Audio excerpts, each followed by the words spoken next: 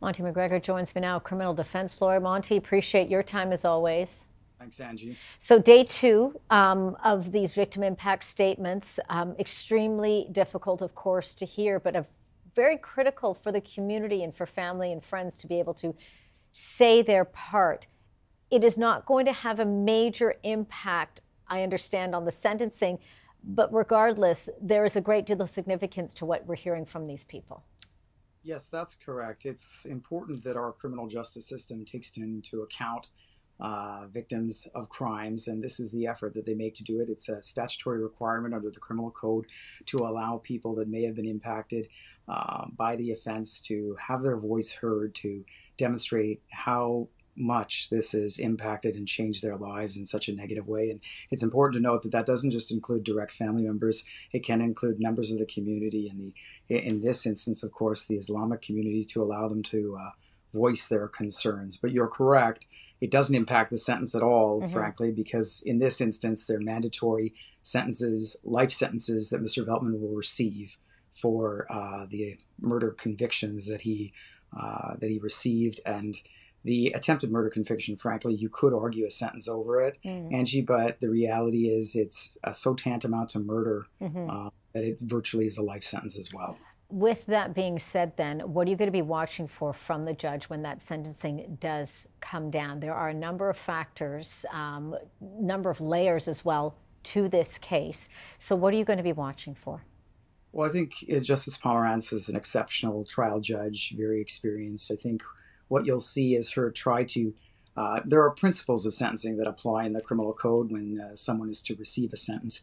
It will speak to denunciation, primarily deterrence, efforts to try and express just how harmful and how hurtful this was, and how a crime like this won't be tolerated in Canadian society.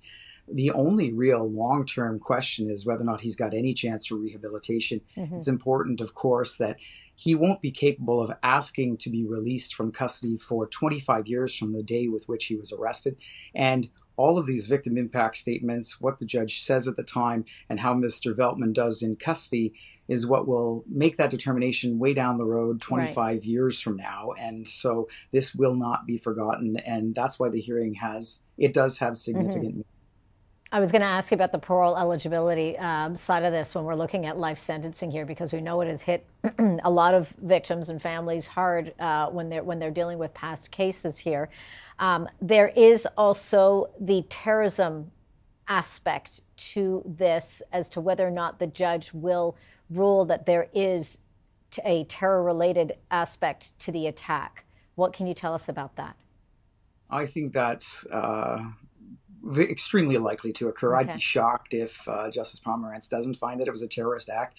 And what's important is that he's going to be monitored by Corrections Canada for the rest of his life. And just because the 25-year period elapses down the road, it doesn't mean he'll be released. And the nature and significance of this act, the random act of violence against members of our community that are identifiable, and to me, I think on average, the statistics are that if you're convicted of first-degree murder, you don't actually get released until about the 30th or 31st year. There might be a question as to whether or not he can ever be released, given the degree of violence, the randomness of this, how horrific the act was. So I think parole eligibility is, and everybody in Canadian society understand, with the likes of Bernardo and somebody of that ilk, they question that. They're like, well, will he ever get out? There are lots of times when you look at a case and you're really hard-pressed to think this person will ever be released from jail. We'll be following the developments as we move into next week, Monte, when we hear from the judge. Appreciate your time as always and getting your analysis on what has been such a difficult day once again for so many in the community. Monte MacGregor, criminal defense lawyer. Monte, thank you again. Angie, thanks so much for having me on. You have a good day. Thank you. You as well. Take care.